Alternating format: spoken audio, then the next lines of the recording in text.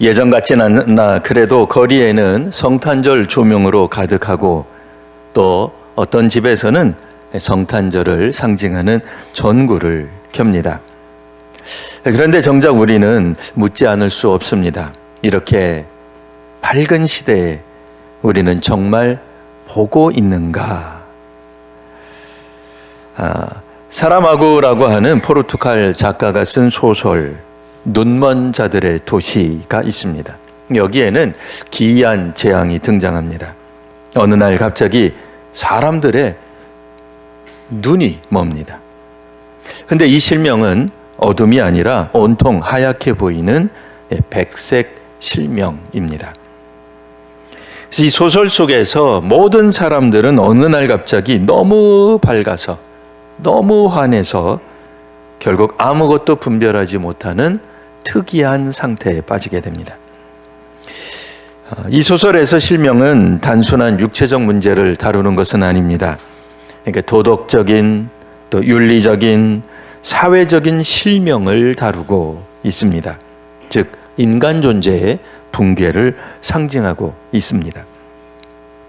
사람들은 아이러니하게도 빛 가운데 있으나 진실을 보지 못하고 양심과 책임을 잃은 채 무기력하게 살아가는 모습을 그리고 있습니다. 마치 오늘 우리의 시대가 이와 같지 않겠습니까? 성공의 스포트라이트, 쾌락의 네온 사인, 스마트폰 화면의 불빛들, 우리의 눈을, 우리의 마음을, 우리의 심령을 사로잡는 빛은 너무나 많이 있습니다. 그러다 보니 오히려 하늘에서 내려오는 참빛, 영혼을 비추는 빛에 대해서는 도리어 눈이 멀고 말았습니다. 이 세상의 빛이 너무 밝아서 도리어 아무것도 보지 못하는 시대.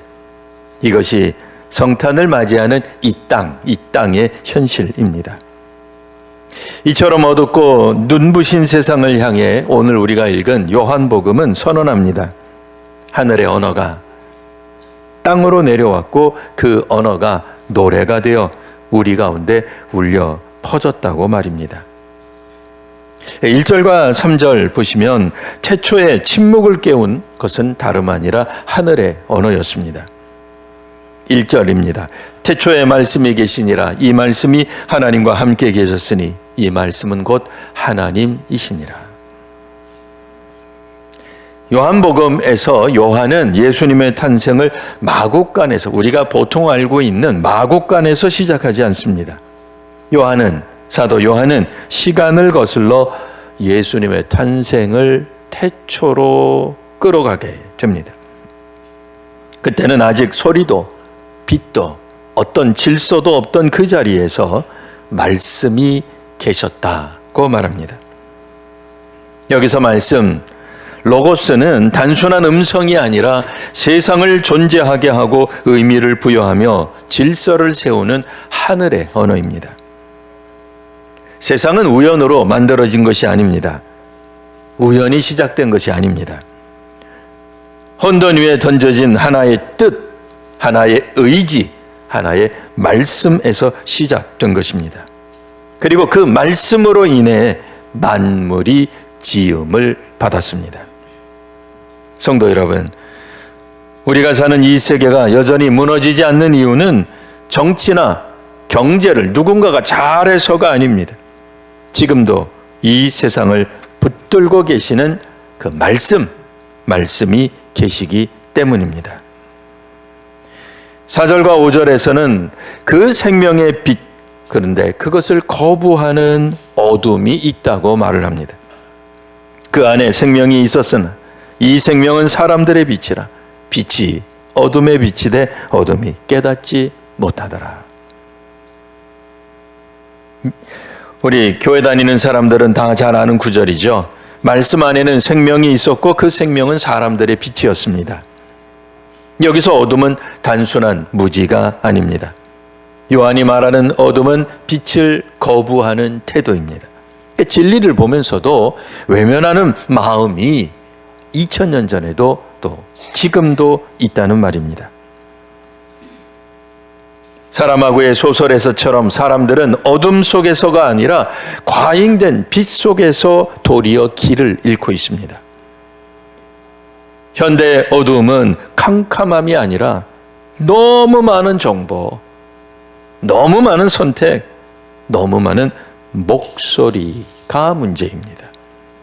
그 결과로 참 빛이 와도 우리는 그것을 알아보지 못하는 지경에 이르게 된 것입니다. 이때 그 빛을 증언하러 온 사람이 6절과 8절에 나옵니다. 그는 이 빛이 아니요 이 빛에 대하여 증언하러 온 자라. 여기서 등장하는 인물, 우리 다 잘 아시는 세례자 요한입니다. 요한은 분명한 자기 정체성을 가지고 있었습니다. 뭐라고 얘기하죠? 나는 빛이 아니다 라고 얘기합니다. 앞뒤 빼놓고 들으면 이거 무슨 자기는 실패했다는 건가? 사명을 감당 못했다는 건가? 우리는 마태복음에서 떠올리는 예수님의 산상수훈의 한 구절을 떠올립니다. 너희는 세상의 빛이다, 소금이다. 근데 요한은 이미 그 이전에 말하는 거예요. 나는 빛이 아닙니다. 마태복음에서 말하는 세상의 빛의 개념과 요한복음에서 말하는 요한이 나는 빛이 아니다라는 말은 개념 자체가 틀린 겁니다. 단어는 같지만 개념은 다른 개념이에요. 요한의 이 말, 나는 빛이 아닙니다. 이 말은 실패 선언이 아니라 위대한 신앙, 소명, 고백입니다. 증언하는 사람은 주인공이 아닙니다. 자신에게 시선을 모으지 않고 오직 사람들의 머리를 예수 그리스도께로 돌리는 사람입니다. 교회의 사명도 마찬가지입니다. 오늘날 수많은 사람들이 교회의 본질이 뭐냐? 교회가 어떠해야 하느냐? 이게 진짜 교회 아니겠는가? 라고 말을 하는데 교회의 사명이 무엇입니까? 요한처럼 나는 빛이 아니라고 말하는 데 있습니다. 교회가 화려해질수록 교회 안에 있는 구성원들이 주목받을수록 우리 교회는 목사님이 설교를 잘해, 장로님이 기도를 너무 잘해, 권사님들이 너무 기도 잘하고 봉사를 잘해 해서 도리어 예수님이 흐려진다면 그것은 교회의 사명이 실패한 것입니다. 그리스도인들은, 성도는, 목회자는, 장로님은, 권사님들은 무대를 차지하는 사람이 아니라 무대를 비추는 조명 뒤에서 조용히 주인공을, 방향을 가리키는 사람입니다. 우리가 또한 생각해 볼 것은 9절에서 13절 말씀에 하나님의 자녀가 되는 권세에 대한 이야기가 나옵니다. 영접하는 자, 곧 그 이름을 믿는 자들에게는 하나님의 자녀가 되는 권세를 주셨으니, 참빛은 모든 사람에게 비춰집니다. 공평하게, 빠짐없이, 누락되지 않고 다 비칩니다. 그런데 모든 사람이 그 빛 가운데로 들어오는 것은 아닙니다. 하나님의 자녀가 된다는 것은 혈통으로나 노력으로나 공로가 되는 것이 아닙니다. 영접함과 믿음의 관계에서만 하나님의 자녀가 될 수 있습니다.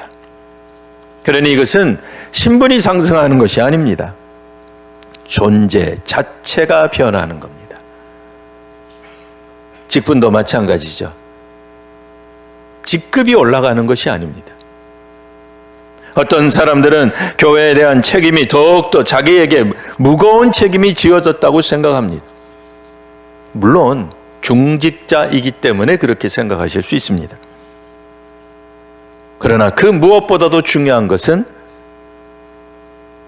우리가 그리스도인이 되는가가 중요한 것이죠. 우리 존재 자체가 바뀌어야 합니다. 세상이 나를 어떻게 부르느냐? 나는 집사예요. 어떻게 교회 20년, 30년 다니고 나이가 50인데 아직도 집사입니까? 이거 부끄러워해서는 안 되는 거죠. 집사가 나의 정체성이 아닙니다. 우리의 정체성은 아직도 전도사예요. 아직도 부목사예요. 아직도 권사 못 됐어요. 아직도 장로도 못 해봤어요. 가 아니에요. 겨우 100명밖에 안 모이는 교회 그거 다녀요? 가 아닙니다. 어떤 사람들은 어느 교회 장로라고 이야기할 때 수만 명 모이는 교회 이름을 강조해서 말합니다. 나는 그 교회 장로입니다. 그게 그 사람의 신앙의 정체성이 되어서는 결코 안 됩니다. 우리 하나님이 기뻐하시는 것은 하나님과 우리 사이에 하나님의 자녀가 되는 권세가 있는 것입니다. 큰 교회 성도가 되는 것에 권세가 있지 않습니다. 하나님의 자녀가 되는 권세가 정말 크시다고 믿으시는 분들은 믿음으로 살아가십시오. 그게 우리를 우리 되게 하는 겁니다. 교회를 교회 되게 하는 겁니다. 신앙의 정체성을 가지고 혹여 지금 이곳이 북한이 되었던 중동이 되었던 혹은 타종교권이 되어서 함께 모여서 예배를 드리던 우리 신앙의 지체들이 하나 둘 귀국해서 혹여 나 혼자 남는 한이 있더라도 나는 하나님의 자녀임을 믿습니다. 나는 교회입니다. 나는 예수 그리스도를 가리키는 세례 요한 같은 사람이 되겠습니다. 라고 말한다면 그것이 바로 하나님의 자녀가 되는 권세를 가진 것입니다. 많은 곳에 힘이 있는 곳에 우리의 정체성이 필요하시다면 어쩔 수 없이 우리는 거길 가야죠. 그러나 이 땅에 있는 수많은 사람들, 집단들, 신앙 공동체보다 우선되는 것은 하나님이십니다. 왜냐하면 우리는 믿음의 사람이기 때문이죠. 그러니 우리는 신분 상승을 꾀할 것이 아니라 존재가 바뀌셔야 됩니다. 세상이 나를 어떻게 부르느냐보다 하나님이 나를 누구라고 부르시는지가 내 삶의 정체성을 결정하는 줄 믿습니다. 이 믿음으로 살아가는 우리 성도님들 되시기를 바랍니다. 오늘 마지막 절 14절입니다. 드디어 하늘의 언어가 땅의 노래가 됩니다. 말씀이 육신이 되어 우리 가운데 거하심에 우리가 그의 영광을 보니 아버지의 독생자의 영광이요 은혜와 진리가 충만하더라. 아멘. 이 말씀이 오늘 본문의 하이라이트, 절정이라고 할 수 있습니다. 하늘의 언어가 드디어 사람이 되셨습니다. 하늘에 계셨던 그 언어, 말씀이 드디어 이 땅에 노래가 되셨어요. 이 땅에 임재하셨어요. 초월이 역사 안으로 들어오셨습니다. 영원히 시간 속으로 들어오셨습니다. 말씀이 우리와 같은 살과 피를 가진 삶으로 들어오셨습니다. 이제 하나님의 말씀은 그렇기 때문에 책 속의 문장이 아닙니다. 한 사람의 삶이 되었고 그 삶, 아기 예수의 삶은 우리를 위한 영원한 신앙의 노래가 된 것입니다. 성탄은 하늘의 언어가 태초부터 계셨던 그 예수님이 이 땅의 슬픔과 고단함 속에서 조용히 불려지기 시작한 날입니다. 우리의 인생을 반추하거나 우리가 지나온 삶들을 곱씹어보는 것도 중요하겠으나 오늘만큼은 예수님을 묵상하십시오. 내가 아니라, 내 가정, 내 교회가 아니라 예수님을 묵상하십시오. 예수님이 본디 하늘에 계셨던 말씀인데 하늘의 권세를 버리시고 이 땅에 오신 고난의 첫 번째 출발이 곧 성탄인 것입니다. 교회는 우리의 삶을 묵상하는 데 있지 않습니다. 교회의 회복은 예수님을 묵상하고 하나님을 묵상하고 말씀을 묵상하는 데 그 힘이 있습니다. 예배가 회복되고 말씀이 우리의 삶 가운데 일어나기 위해서는 철저하게 하나님의 말씀이 무엇인지, 하나님이 누구신지, 예수님이 어떤 분이신지를 분명하게 알아야 됩니다. 그 알면 단순한 지식이 아닙니다. 그 알면 우리의 존재 자체를 바꾸는 영적인 지식인 거예요. 혈통으로나 육정으로나 사람의 뜻으로는 결단코 하나님의 자녀가 될 수 없습니다. 여러분, 오늘 우리가 하나님의 자녀가 된 바로 그 첫 번째 출발점, 첫 단추가 이 성탄임을 믿으시길 바랍니다. 그래서 성탄의 그 기쁨이 우리 가운데 하늘에서부터 쏟아져 내려오는 경험을 할 때에 오늘 우리가 어떤 헌신을 해야 하는지, 어떤 말을 해야 하는지, 어떤 태도를 가져야 되는지를 분명하게 확인할 수 있게 될 것입니다. 성탄의 하늘의 언어가 오늘 우리 안에 임하셨습니다.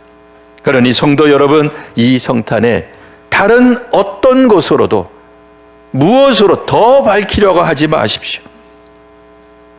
그저 우리는 눈을 낮추어 마구간의 어둠 속에서 홀로 빛이 나시던 그 참빛, 아기 예수에게 모든 관심과 모든 시선과 모든 중심을 두시기를 바랍니다.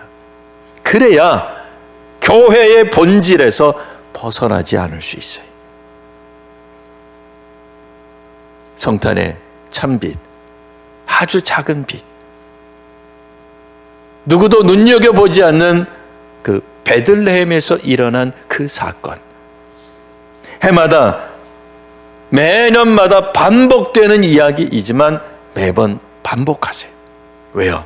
우리는 너무나 많은 빛 때문에 이 아기 예수의 빛을 못 보기 때문입니다. 왜 우리가 그리스도인이 되었는지 다시 한번 기억하시기 바랍니다. 그래야 오늘 우리가 촛불을 왜 밝히는지, 우리가 하나님으로부터 받은 사명이 무엇인지, 하나님이 우리에게 주시는 비전이 무엇인지를 다시금 확인할 수 있게 될 것입니다. 예수, 그 그리스도라고 하는 빛을 통해 우리의 삶을 다시 보시게 되는 귀한 은혜의 아침, 성탄절 아침이 되시기를 바랍니다.